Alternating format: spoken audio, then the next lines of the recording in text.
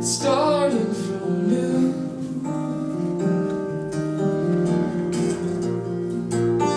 But I am a selfish butterfly to think the blame is mine.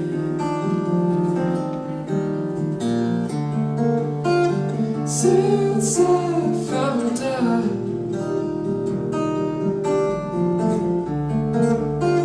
since I found out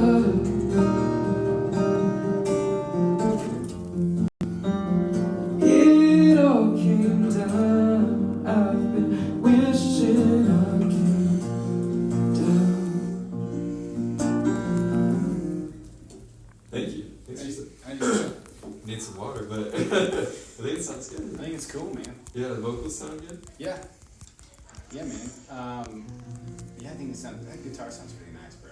Cool. Yeah, you made it sound good. Thank you. It sounds really nice. There's bottles of water right here.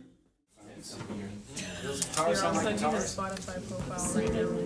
They sound like guitars.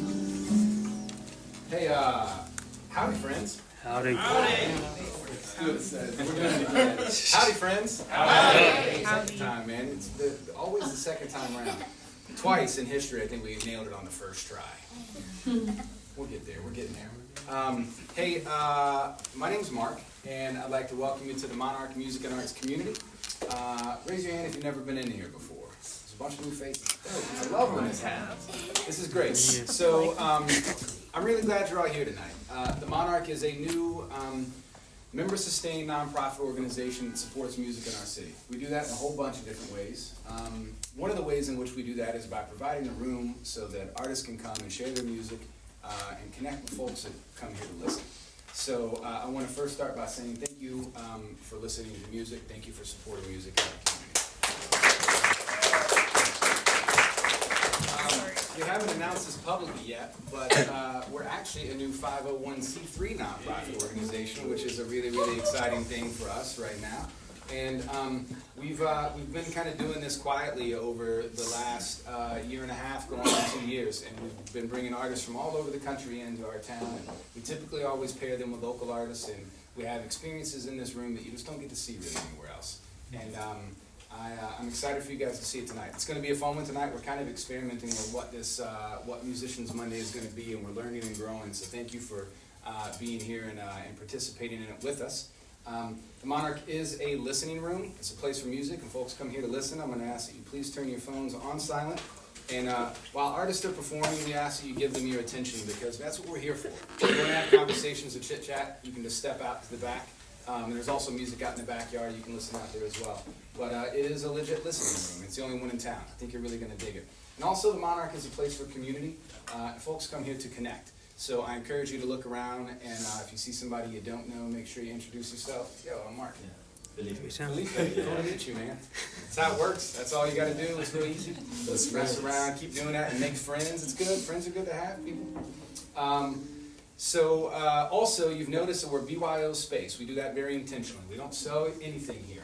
We're not asking you to come here and buy drinks. We're not asking you to come here and buy food. What we ask instead is that you help us by supporting music and art in our city.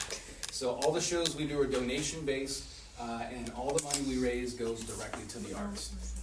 If you want to know how to support our organization, it's real easy. You can become a member, you can be a volunteer, you can be a donor, but that's how we keep the doors open. It's for folks that want to see a place like this exist, and our members have access 7 days a week, all day long. So anyway, with that being said, I'm going to pass this donation jar around the room. I'm going to hand it to you, and just move it around if you would, please. And if you don't have cash, you can Venmo us at the Monarch Music. I always suggest a $20 minimum donation, but you do whatever's right for you.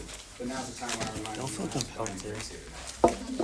And I'm really, really excited about the show. The concept of Musicians Monday, our goal for this thing, is that we want to provide this space so that artists in our town can connect with artists outside of our town. They can curate shows, they can host shows, and they can cultivate these creative connections beyond our city. So that's what this is really about. And then the other thing with Musicians Monday is I'm trying to normalize, there's so many artists and there's so many members that are artists in this space. I want you all to bring your instruments, and I want you to be inspired by what you hear and or see, and then I want you to meet someone new, and I want you to make a song circle in the living room after the show, or out back, or upstairs, or whatever, and I want you to swap songs and get to know each other. That's kind of what this thing's about. So thanks for being here tonight, and thank you for participating is what I was trying to say. And now I get to introduce my dear friend, Kathryn.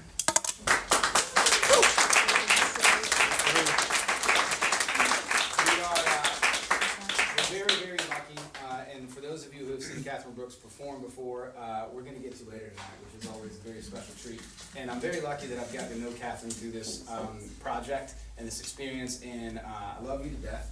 And I'm really grateful that she has curated this and hosting this, and I'm going to shut up now for the rest of the night because it's her. She's in charge. If it goes wrong, blame her. Ladies and gentlemen, Kathryn Brooks.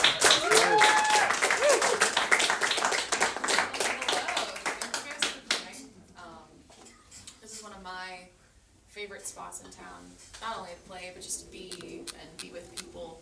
So all of you being here tonight means a lot. It just adds to how special this place is. And I've gotten good at these speeches listening to Mark do them, so this is just my experience. And we were going back and forth on how to do this, and I really wanted a chance to let you get to meet artists maybe a little differently than in a normal show setting. So I'm going to actually begin this set by asking them some questions and let you guys just kind of get acquainted with the crowd and then share your songs. And both of these artists are very talented. It's a special night because we have a lefty and a righty, so the talents are pointed perfectly different directions. And yeah, I'm going to start by introducing Nora Meier. Nora and Jess reached out and really were who made this happen. They've been on tour about almost 2 weeks. Yeah. And just drove all the way from Pittsburgh to be here tonight, which is very exciting. And then they're gonna, yes, thank you. And then they're gonna go on from here and play Nashville tomorrow to end the tour. So I love Louisville tends to be a final stop or a close to the end, so it's nice to have you guys. So, Nora, your bio on Instagram, you have a very cheeky description stating Portland-born, Boston-based. And I know after researching you that you made it to Boston by attending Berklee School of Music, which is a huge success, and it's great to have someone who's and we actually have 2 special guests tonight, which we'll find out later. I guess what I want to know, just as a musician, and I think maybe would be interesting to the Louisville crowd, is how do you compare those music scenes? I know that you started by playing in Portland, and that inspired you to continue on your musical journey, and you already mentioned to me tonight before the show that, you've been in Boston a little while and maybe looking for the next scene, but yeah, if you want to enlighten a little bit about what that's like. They actually hold a similar. Thank you for that. That's a very thoughtful question, and thank you for applauding our driving. That's really funny.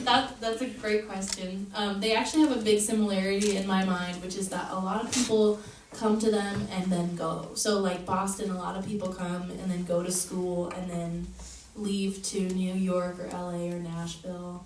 And in Portland, I feel like a lot of people are passing through on their way to LA, and if you come up in that scene, then you go at least to Seattle. If not, almost everybody ends up going to LA. So I think they both feel a little bit transient. And right now, I guess in my life, I'm looking for something that feels a little bit more like people are committed to fostering things, which I think is, just seeing how this place operates even tonight, I'm like very inspired by it and touched by it. So there's more infrastructure in Boston for like cultivating community spaces, and I think that there is in Portland. There are exceptions to that too, but I think yeah, they both have felt to me to have a certain transience of people passing through, and I want to be in spaces that feel like they're cultivating things. I like that. Yeah, thank you. So, another question I had for you. So, you've been putting out music since 2017, and it seemed to continue doing that on a fairly regular basis, and including an album you're working on right now, sounded like, which included, if you go to Instagram, click on the link to your, the link tree, or whatever those are called, and you had a demo for your song, a song called Navigator, and I listened to that and loved it, and it felt very finished to me, but I was kind of curious as an artist when you define a song to be permanent and put out versus demo and still listenable, but what's the like moment you're gonna feel like that's finished? I think context a lot of the times when I'm thinking about a project or a release, I'm usually thinking about songs in terms of what's going to make a complete collection. I love designing albums or curating albums, like what's going to go in with this particular group of songs, what is it reflecting, and that demo, first of all, I just put it out really fast because it was so stream of consciousness. So that one in particular was something that I wrote off the cuff, and I had a day. It was like January 1st of this year, and I spent the whole day of the new year like putting it together. And I was like, I don't really want to hang on to this one. It feels like it doesn't. It feels like its own little idea, separate from a collection of things. And I think when I'm working with a larger group of songs, like I'm getting my album ready to put out this fall, like that's been taking shape for a long time, and I've felt the shape of all this collection of work kind of starting to form. And then sometimes with a song, you just know that it's separate. It's its own thing. That was a fleeting idea. It's going to go away, and I don't see it as part of this larger narrative. I think the answer is narratively and contextually what works. And so that's how I decided the demos versus what am I going to put onto a project. That makes a lot of sense. I relate to that too, and it's beautiful though. Definitely go check it out. It's on SoundCloud, and it was enlightening to listen to things you'd released and that in comparison. But that makes a lot of sense. One final question is: so not only have you been releasing music a long time, you've been touring a long time, and played a lot of cities and venues. And I was just curious, kind of dorky, but what's been one of your favorites, and do you have one that is still a dream venue?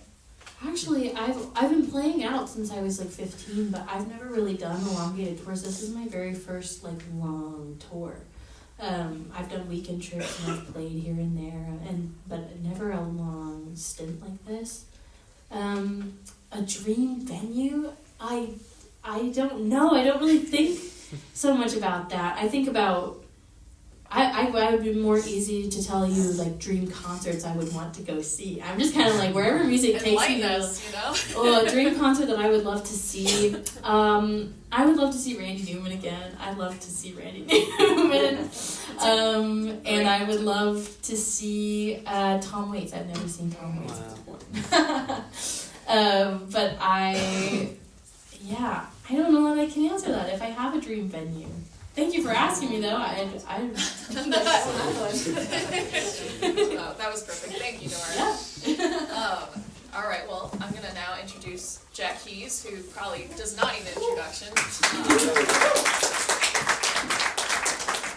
long as I've been living and playing here, Jack has as well. This is not our first show together, and it's been amazing to kind of just watch the growth of your music, and you've been somebody I go to with questions often, and learn from and enjoy every time I see you live, and I feel like you basically have a residency here, so it's great to have you. So I know that a lot of people are familiar with Jack. I guess I actually only ended up writing 2 questions for you, but this is perfect because then we'll let them sing. But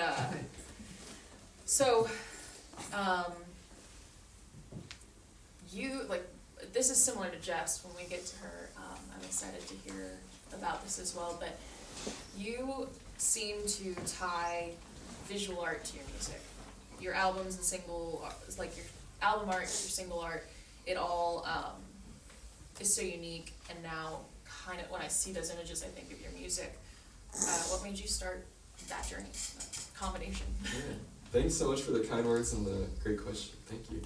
I think for me, it's been thinking of music as a collaboration where I can find, Louisville is a great community with so many talented people, and then maybe it's just someone I meet online or a friend of a friend. But when I see people's work that I really admire, I'm not afraid to shoot off a message saying like, oh, I'd love to work together in some capacity.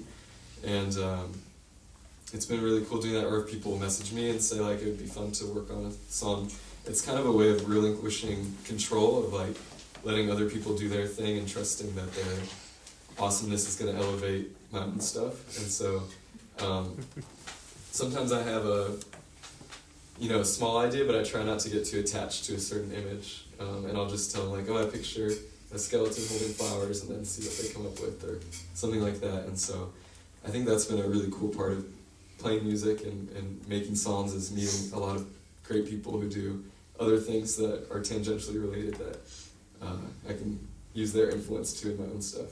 I'm very lucky in that way. So. Oh, makes sense. You're doing a great job pairing it. Thank you.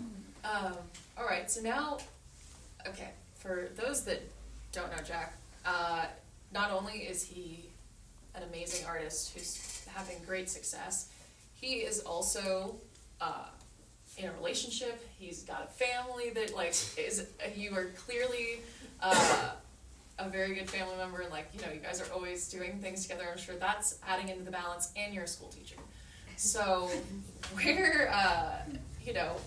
where's the balance to that? And do you have any tips or thoughts on how you prioritize that? How do you prioritize your music in a schedule like that? Like, where does that fuel come from in you that allows you to balance it out and continue to give it the attention it needs? Thank you. Great. Thank you so much. Great question. I'm with some fellow school teachers in the building tonight, so they know it can be. Oh yeah, wait, raise your hand for the teacher. Yeah, it can definitely be a draining job, as we have the same students, so poor you guys. Where do you teach? Actually was teaching in Africa for the last 2 Oh my years. gosh, that's amazing. I just landed this week. But Oh not my to gosh. steal the attention. Welcome. That's amazing. Thank you. Yeah, it can be really, really draining day to day. I also coached sports with my dad, I coached soccer, lacrosse, random stuff, and so even just sound checking my voice was kind of gone from that. But the really nice thing is having the summer off, and so I know that day to day it can be tough with music stuff, but then I have a burst of creativity usually in the summer. I feel like with teaching sometimes you don't get to be your own person quite as much as you want to be, because you're performing in a way and you're helping students, and then in the summer it's finding out who I am as a human, evaluating that process throughout the year, and then usually the creativity kind of comes after the first couple weeks. But I think otherwise it's just finding the discipline of I'm going to pick up my guitar for 30 minutes tonight, and not being frustrated or judging myself if I'm too burnt out to come up with something. Yeah. But yeah, I love being a teacher. I got excited by that question because I do love teaching too, and it's nice to it's kind of seperating personality. I can have this other niche that takes away the pressure I put on myself as a musician, because I have another group of people that I work with and am incognito in some way, and don't have a musician personality at school, and then get to practice it in other places. So, yeah. Well, thanks for bringing your community out, and since it's a school night, we'll let them get Yes. going. The way we're going to do this is, we didn't talk about it, you guys can just choose, if you haven't already, who's going to speak first, and we're going to let them kind of go back and forth. So, Jack, Nora, Meier, everybody. Thank you.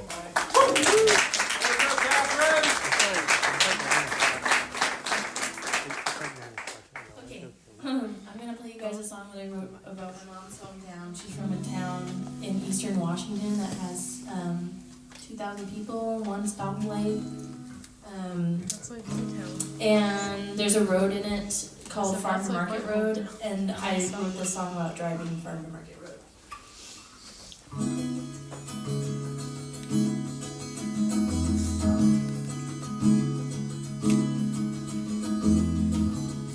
Sun is rising in the valley, a stretch of blue road cruising to the highway, reaching away.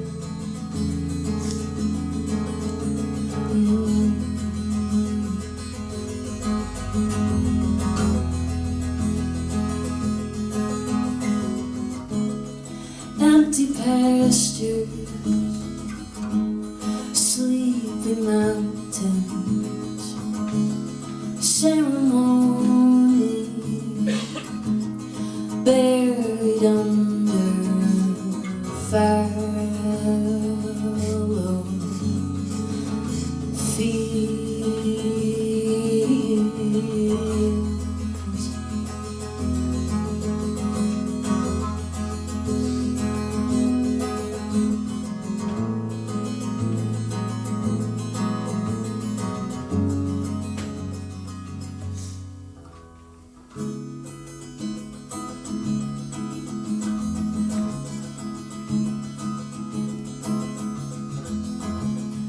On the outskirts, old cathedral, at the altar, boys are broken under poison.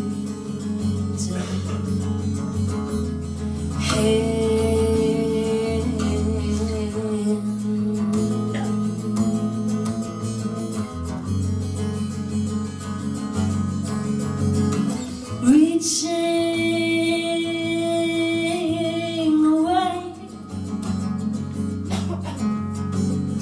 reaching. Oh no! Oh no!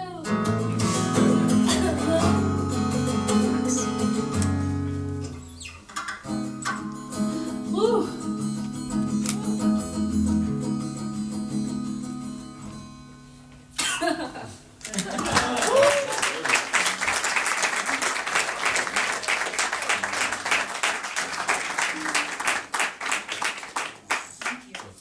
I think you need this one. I'm doing okay. I got my throat coat. Yeah. We had mid-tour, I came down with a upper respiratory infection, and somebody goes, yup, yup. And it wasn't COVID. I think it was just allergies, and I'm not even an allergy person, but I'm doing good, and it just got me. So thanks for very much. All right, Oh, you're that's up. gorgeous. Yeah, super gorgeous. Yeah, my voice on soundcheck was also struggling because I coach middle school lacrosse, so I'm like, don't hit him with that stick. I don't know, I'm just always yelling, so, well, I feel that for sure. Cool. This song's called The House.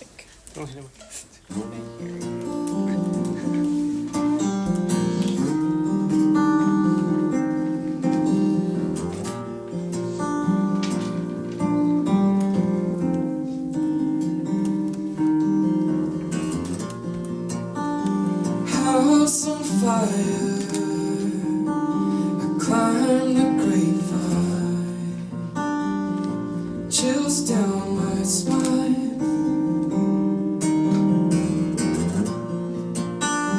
Missing flyers with posted rewards for ash to unburn.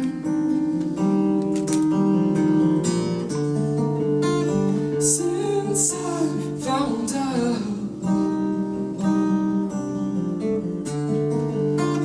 since I found out that it all came down, I've been wishing I came down.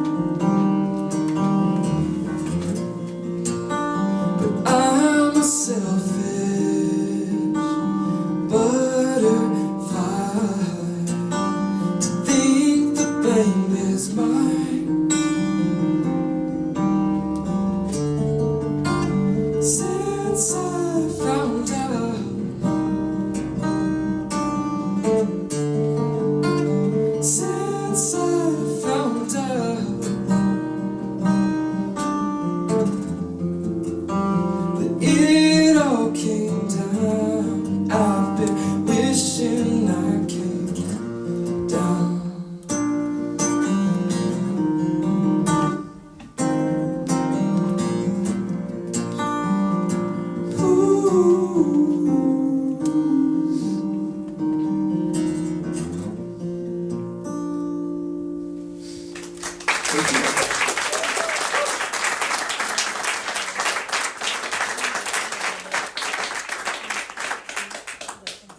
was beautiful. Oh, thank you. I feel so good being up here with Nora because we both change the tunings of our songs every time, which is the most terrifying part of playing to me. Is like I change my guitar tunings, and so we're both going to be doing this for a sec, which is the most horrifying part to me of playing live. Just go so straight back to on the enjoy side. the sound of our dueling guitars tuning. It's true.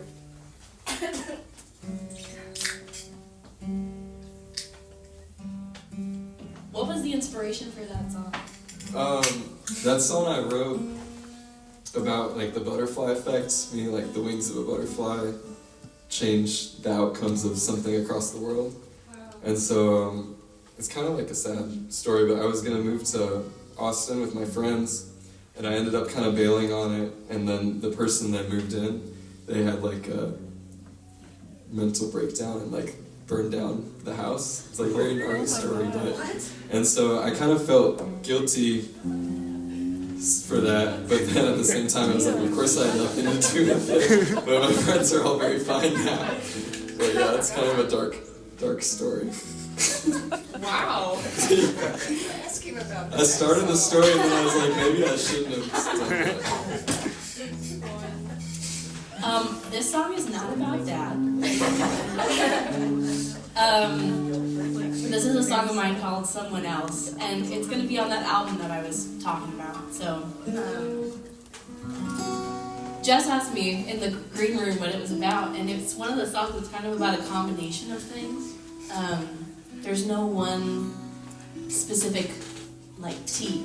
Like, there's not a lot of tea about it. It's just kind of a combination of things that happened. One time I went home, and I felt really strange coming back to Boston and kind of alienated from where I'd always felt like I fit in. So I wrote it about that feeling. And hopefully I don't hack up a lung singing it too. Okay. We're all okay? Okay. You should have donated whatever that was, like an M&M. You should have donated that M&M, whatever that was. It wasn't. I had M&M's all in my purse. I can tell she's mad at me. She hasn't called me up in weeks. I used to tell her everything. Now I hide.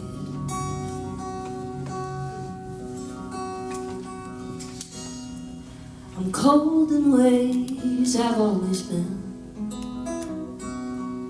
and still she seems like she's hell-bent on making me feel whole again. When will she learn? Maybe she's right and I'm lost, but I don't need her help. She reminds me who I am when I wish that I could be someone else.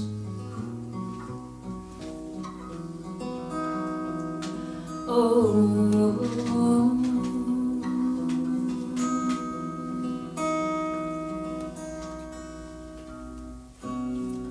the last time we were both in town, she wanted just to drive around. For old time's sake, I let her down. I always do.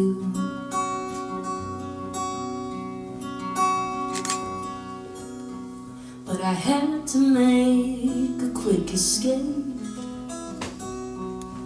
to survive the holidays. So I drove back on Christmas Day before she knew. Maybe she's right and I'm lost, but I don't need her help.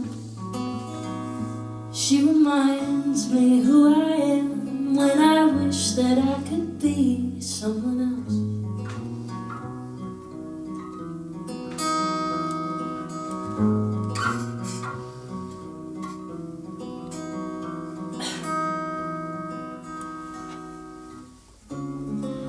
I'm spinning out and I can't think why she keeps on trying to reach out after all this time. How could it feel the same again? Oh,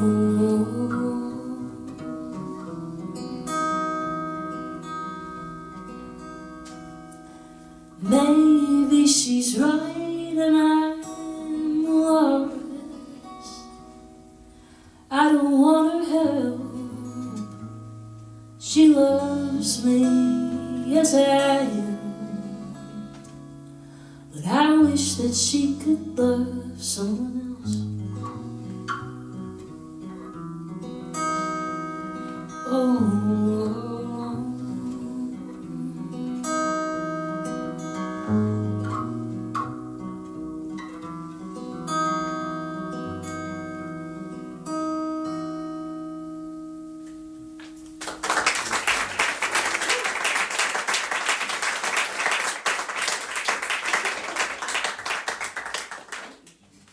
I thought I liked this format, but you're a tough act to follow. Aw, thanks. Gorgeous. Nora mentioned to me she learns like alternate tunings from Joni Mitchell songs, and I definitely heard that. Did it have a woman? And, gorgeous chords. Oh yeah, it is. I forgot. I'm I'm sorry. not sure if I'm coming through the. I'm sorry. Maybe they turned me off on purpose. I don't think I. Yeah. You muted me because I was like, excellent.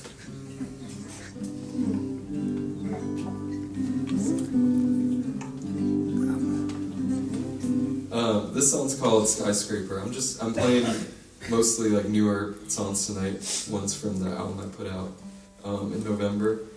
I guess this is a time, we're only playing 3 songs, so I'll do my pitch for like merch and stuff early.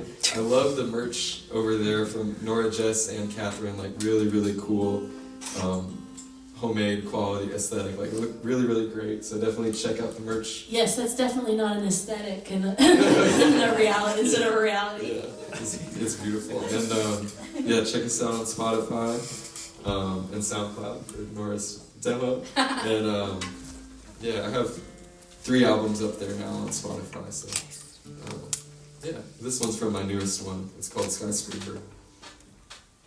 Chill? Cool. I'm chilling.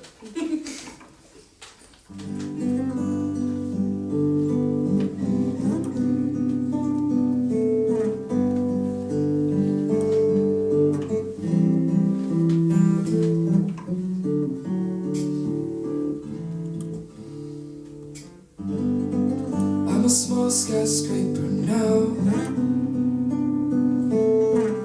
foot in the grave, head in the clouds.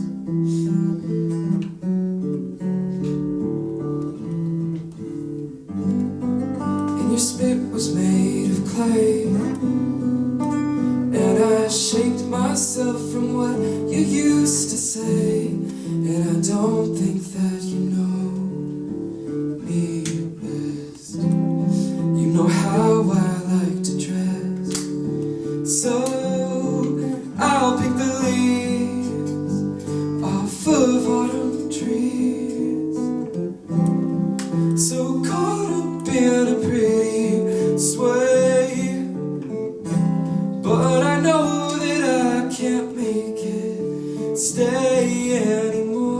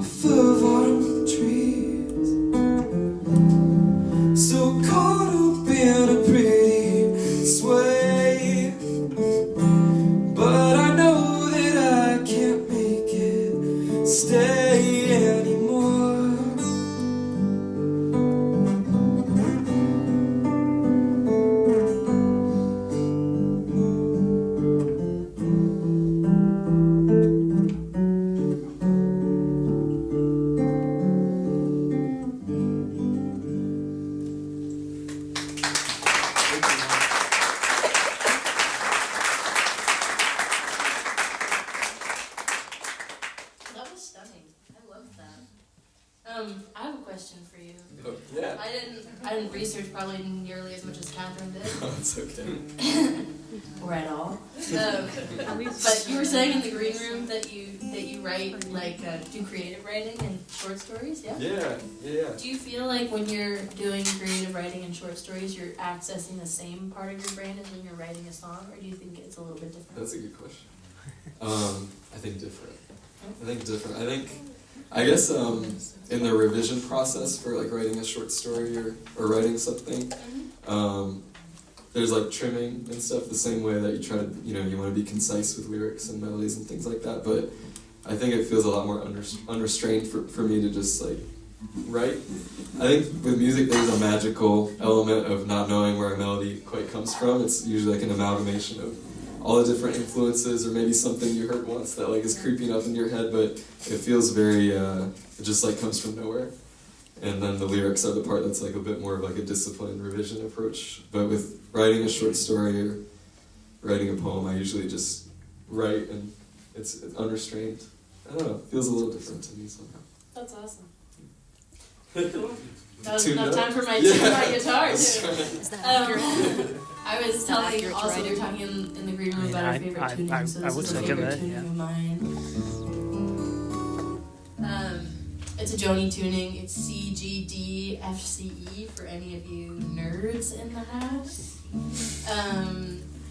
So since this is my last song, I'll plug. I've got stickers over there. They have baseballs on them because I have a song about baseball, but I play it on piano. So stickers don't make any sense for this set. But I've also got Gals Tour bracelets. Jess and I are calling our tour Gals Tour. And we're at the end, so you could even have a discounted Gals Tour bracelet if you wanted one. I could be persuaded. And I have a sign up for my email newsletters that I send out just once a month, like Carrie Bradshaw. Here's about my life. And that'll have information about my album that's coming out. But thank you guys. Your space is so special, and your community is so special. It's so lovely to be here. And on a Monday night, no less. Yeah, nice job. Thank you all. Go teachers. You're brave. Okay. This is a song of mine called Release Me.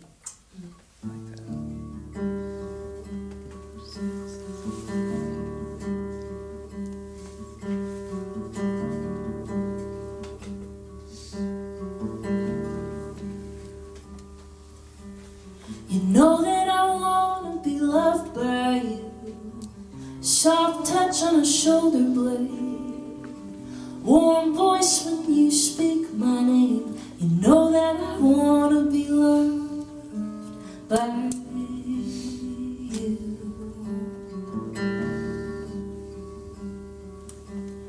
You tell me you're lost inside yourself, and that's why you can't come in.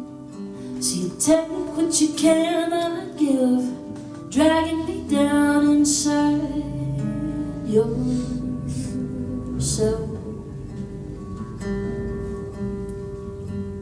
You leave me hanging on the line, like maybe you'll still change your mind.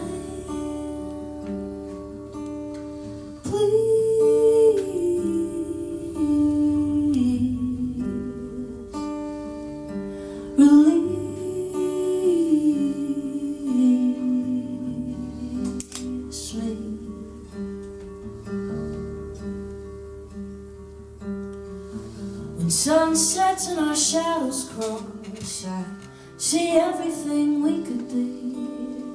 What do you see when you look at me? Is it just your doubt staring back?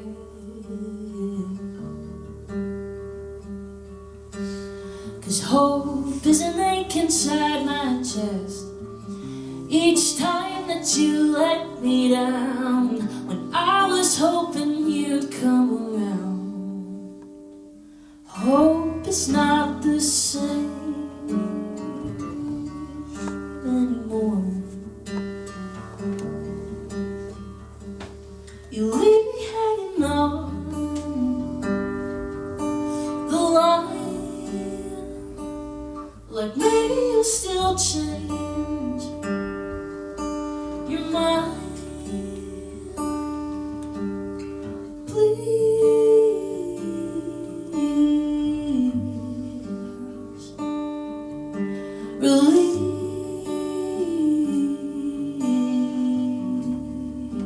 release me.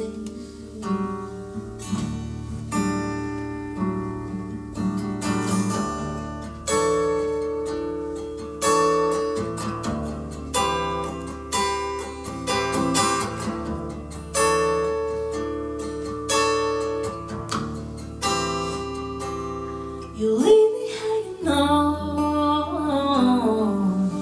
the line, like maybe you'll still change your mind, please.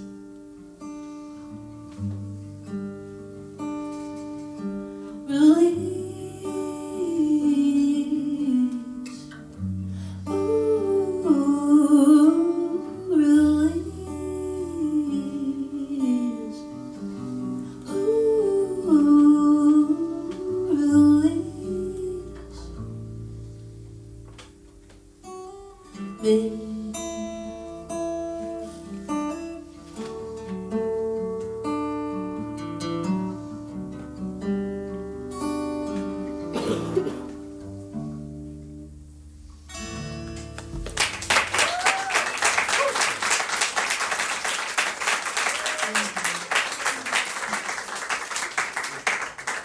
My Q&A portion is, I'm wondering what got you into playing alternate tunings versus standard, and how does that free up your creativity as a songwriter to playing alternate tunings versus the standard? I am a piano player, and I'm not good with my bar chords. And in 2020, that's when I really decided to figure out how to play the guitar, because I was just sitting around with nothing to do. And I didn't have anyone to teach me, really. It wasn't really a time where I was like, okay, I'm really going to go get lessons, because I was in music school for, I got my degree in contemporary writing and production. So I was like, scoring things and doing all this stuff, and the last thing I really wanted to do was add more kind of like left brain sitting down with my bar chords, which is still something that I want to do and a skill that I want to work on. But the most accessible way for me during that time to pick up the guitar was to start learning songs that I liked.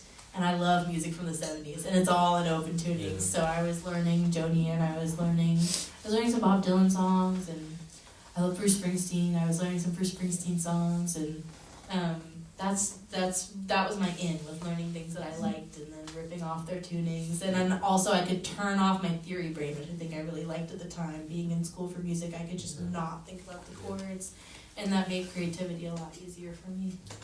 How did you get into it, the open tunings? I really liked Nick Drake. Oh! I love him. Nick Drake, so I copied his flow. Yeah.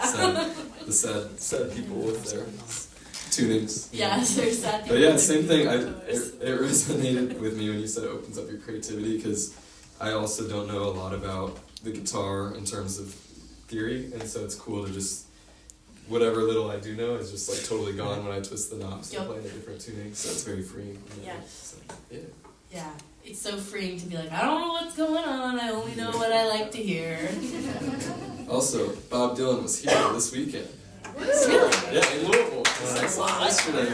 I couldn't tell what he was saying, but it sounded great. I didn't go, but You saw him go to the show? one of my old friends went. I'm going to see him in July. I'm going to that Outlaw tour or whatever. Oh, yeah, he sounds good. With Willie Nelson. Yeah, he sounds good.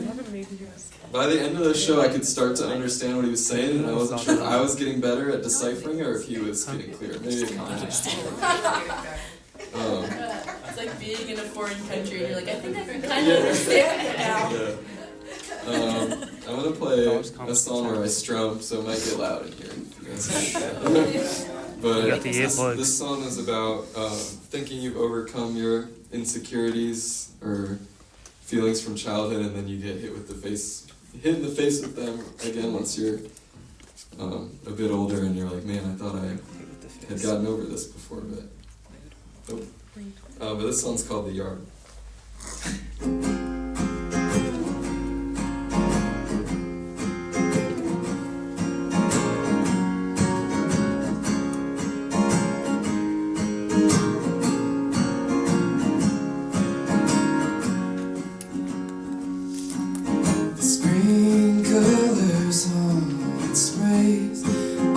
long.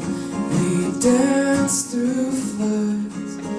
We turn the yard into mud.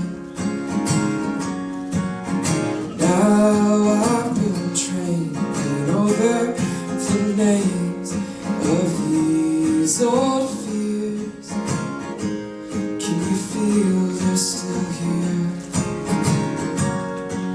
'Cause I've come too far to be stuck in this same yard. 'Cause I've come too far to be stuck in this same weeded yard.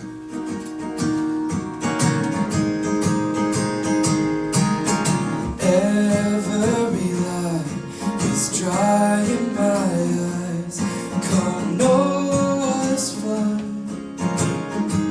Turn the yard into mud. Thought I was smart, perfected the art of true lukewarm. Too numb to feel my own form. 'Cause I've come too far to be stuck in this same yard. 'Cause I've come too far to be stuck in this same weird yard. It's coming back. It's coming back. It's coming back. It's coming back. It's coming back. It's coming back. 'Cause I've come too far to be. I've come too far. I've come too far to be. I've come too far. I've come too far to be stuck in this same yard. 'Cause I've come too far to be stuck in this same. I'm losing my voice too. How did this happen? In this same weeded yard. Thank you.